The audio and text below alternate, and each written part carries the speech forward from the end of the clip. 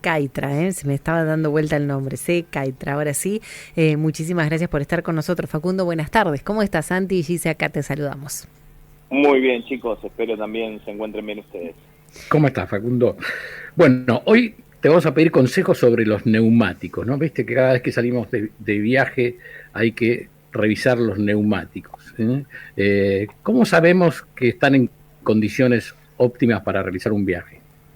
Bien, en principio, Santi, lo que hay que atender son dos cuestiones, que una tiene que ver con la presión de aire y otra con el estado de conservación del propio neumático. Acá lo importante es entender que una cuestión no puede subsanar a la otra, es decir, si yo tengo 4 neumáticos impecables recién salidos de la gomería, pero tienen la presión de aire no apropiada, digamos, no van a tener eficiencia en las distancias de frenado, en las distancias de frenado, no van a ser óptimas, no van a ser óptimos los movimientos más simples como un cambio de carril o un giro en una curva, y de igual forma tampoco podremos compensar el mal estado de esos neumáticos con una correcta presión de aire.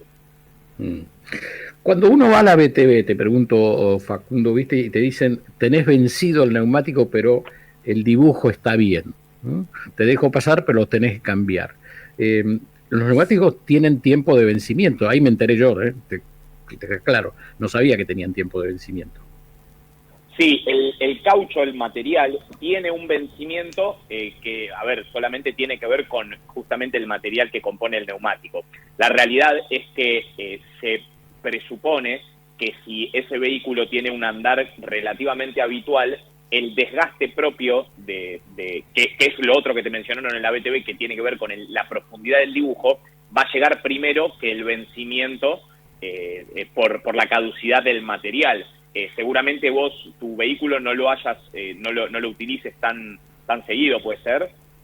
Sí, el de mi señora, muy poquito, exacto. Claro, muy poquito. Generalmente quienes tienen autos de colección o quienes, como en tu caso, usan realmente poco los vehículos, es quizá donde hay que atender el tema del vencimiento. Pero me imagino que realmente tu señora debe usar muy poco, porque si en la BTV le dijeron que el dibujo todavía estaba en condiciones, significa que el desgaste había sido relativamente poco. Imagino que es muy poco realmente lo que usa, ¿no?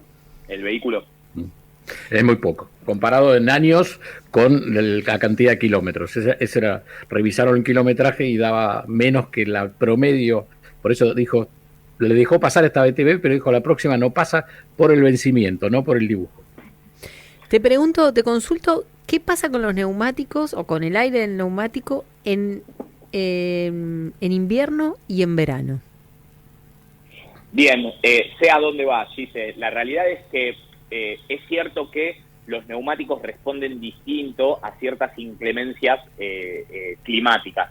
Es decir, al calor intenso que puede elevar un pavimento en verano, sí, es distinto a un pavimento mojado en invierno. Eso es real, eso no podemos mirar para otro lado. La realidad es que la importancia va a ser en dos aspectos. Primero, el consumo. El consumo del vehículo va a tener directa relación con la presión de aire que puede tener los neumáticos, y esto también obviamente tiene relación con lo que vos decías, si es muy frío o caluroso. Quizá si estamos hablando de un asfalto húmedo, por ejemplo, lo óptimo no sería llevarlo excesivamente con poca presión.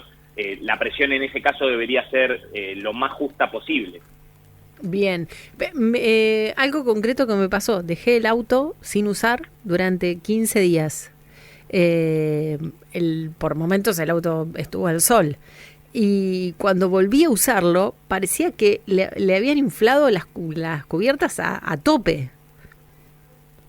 Mirá. Y nadie las había inflado.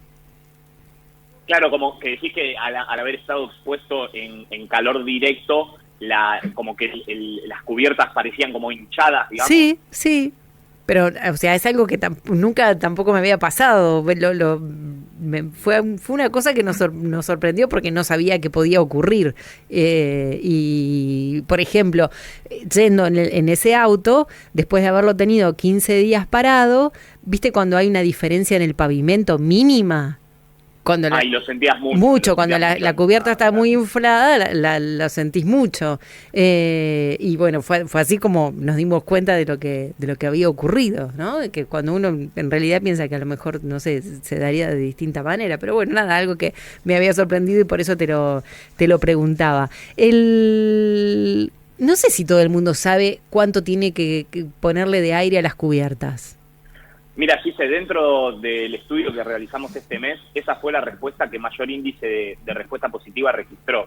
Es decir, cuando le preguntamos a la gente si sabía qué cantidad de presión llevaban los propios neumáticos, ahí casi el 90%, el 88% para ser más exacto, nos respondió correctamente. Digamos, la otra cara de la misma moneda vino cuando le preguntamos a la gente si sabía en dónde encontrar el dato si es que no lo tenía. Y ahí sí, claramente hubo mucha gente que no sabía. Acá, contémosle un poco a la audiencia, el lugar en donde obviamente va a estar, primero y principal, será el manual de usuario del vehículo, pero llegado el caso que no lo tengamos a mano, es muy posible que esté o en la tapa del tanque de nafta o en un sticker cerca de la puerta del conductor. En los modelos quizá más viejitos también podía venir la indicación hasta en un sticker en el baúl, pero obviamente si no encontramos el dato hay que ir de forma bien confiable al manual de usuario.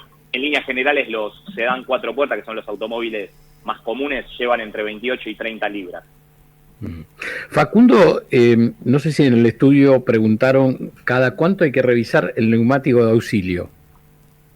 Bueno, datazo y claramente fundamental el dato y el tema que sacás a colación. No lo relevamos, pero en lo que a mí respecta, cada vez que chequemos los 4 neumáticos, deberíamos chequear también el auxilio, porque muchas veces viene de un rodado menor o inclusive, como en el caso del vehículo de tu esposa, puede vencerse el auxilio y obviamente a nadie le gusta necesitar del auxilio y que no esté en condiciones para ser usado porque es como no tenerlo, ¿no? Es como no llevarlo. O sea, que recomendás cada vez que uno revisa los neumáticos también el auxilio, no solo cuando sale a la ruta, digamos, que sea periódico. Sí. Yo creo que el tema del auxilio sí debe ser periódico. A ver, no controlarle la presión para ver si tiene las libras correspondientes, pero sí mirar que el estado de conservación del mismo esté en condiciones, que por ejemplo no tengamos algo que se nos filtra de agua en el baúl, se nos moja el auxilio y el caucho se puede echar a perder. De vez en cuando una miradita a que el auxilio esté en condiciones, tocarlo para ver que esté correctamente inflado, como mínimo. Después obviamente el control más profundo, sí, como bien decís vos, cada vez que salgamos a la ruta, hacer un viaje un poquito más largo, más intenso. Bueno, yo creo que estamos listos. Nos falta un poco de nafta, lo único, pero te digo que las ruedas las tenemos impecables. Los neumáticos están impecables. Bueno, tiempo de uso del neumático por kilómetro, lo podemos contar. Decía Santi, puede ser por tiempo, ¿no? De vencimiento, pero digo, si tenemos en cuenta los kilómetros. No, el kilometraje no nos da un indicativo de si debemos o no modificar los neumáticos. El dato relevante que da la Ley Nacional de Tránsito tiene que ver con la profundidad del dibujo. La profundidad del dibujo no puede ser menor a 1.6 milímetros. Si es menor a 1.6 milímetros, eso será un indicativo claro de que el neumático está lo suficientemente gastado como para perder adherencia y ya empezar a contemplar el cambio, aunque sea de 2 en 2, ¿no? Hoy sabemos que es un poquito caro por ahí modificar y cambiar los 4 neumáticos de un tiro. Perfecto.